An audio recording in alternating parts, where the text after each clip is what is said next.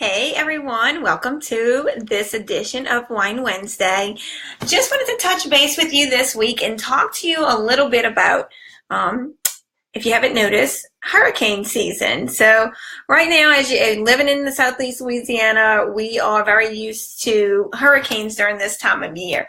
Unfortunately, it's something that we signed up for when we decided to move here, right? So we're all kind of used to it now. But I wanted to talk to you a little bit about flood insurance. I want to make sure that all of my Facebook friends are utilizing their insurances to the best ability that they can, especially when flood insurance may only cost you about $400 a year. So I wanted to point out a couple of tips. You know, when you buy a house, just because it's not in a flooding zone and it's not a preferred zone does not mean that your house will not flood. So, you know, people think that if they buy a house in a flood zone B, C, or X, that their home is not going to flood if you know, flooding did occur. That's not necessarily the case. You know, FEMA and our government here in the United States cannot predict natural disasters. So they have no idea really. They can only rate things when it's below a base flood or whatever the elevation of the land how it actually lays. So don't think that you are in the high road and doing well just because you're not in the flood zone A and you're not required to hold flood insurance. It's definitely in your best interest to speak with your insurance provider to find out how much flood insurance would cost if you indeed needed it.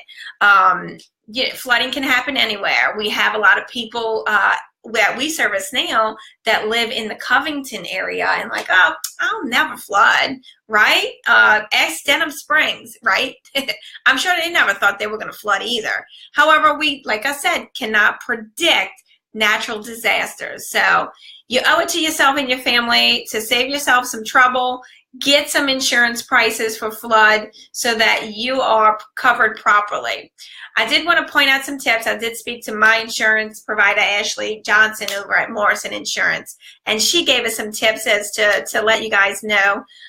You know, make sure your payments are up to date with your insurances, even if they are escrowed through a mortgage. She said she had found over the years mortgage companies let renewal payments slip through the cracks.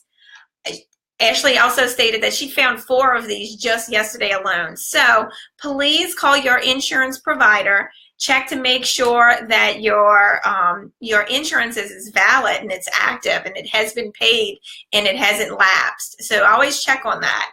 Also, she said, if you need to make any changes, be sure to make changes desired as soon as possible to their homeowners policies, as I am sure the storm will soon restrict us from making changes to a policy. So what she means is that once a storm gets into the Gulf of Mexico, it's whoever they are, I don't know if it's the government or not, they put restrictions on writing and changing policies. So if there's changes that you want to make, for instance, up in your insurance or making sure your deductible is the right deductible that you're looking for, make sure to make those changes now. Also, she also noted in here, any damage reported right away. If there's any damage related to a storm, report it right away. And always take photos and keep receipts and things like that if you ever have any damage related to a flooding. So I did see a note come across on Facebook. I don't remember who shared it, but I did see something on Facebook last week, which I thought was interesting, is that, you know, even though your house floods, don't think that your flood insurance, that your homeowner's insurance doesn't have some coverage liability with that. So for instance, if your septic backs up and something like that, I did see someone stating on Facebook last week that, hey, that could be a homeowner's insurance claim. So before you be careful while walking through a flooded house, right? But make sure you're taking pictures of all that if the septic was to back up or anything like that, because you should be able to claim that with your homeowner's insurance. Again, I am not a homeowner's insurance. I I don't write insurance. Please check with your insurance provider for everything I'm stating here. But my job as a real estate agent is to be knowledgeable on these items and to make sure that I'm giving you the best resources you can. Also, prepare an inventory list of what is in your home just in case you have a loss to your personal property. So, for instance, if you are packing up, and I'm sure, you know, there's people out there that experienced Katrina's done this, you're packing up your home to leave for a storm, please go through your house, take pictures of each room and try to understand what you have in each house. Go in your attic, take pictures of your attic, get in your garage, everything outside, make a good inventory list of what's in your home just in case, because it's better to be safe than sorry, right? Anyway, again, please make sure to reach out to your insurance providers to make sure your coverage is good with your flood as well as your homeowners insurance. And I wish everyone the best of luck with these storms that are coming through. Please, God, stay away from us.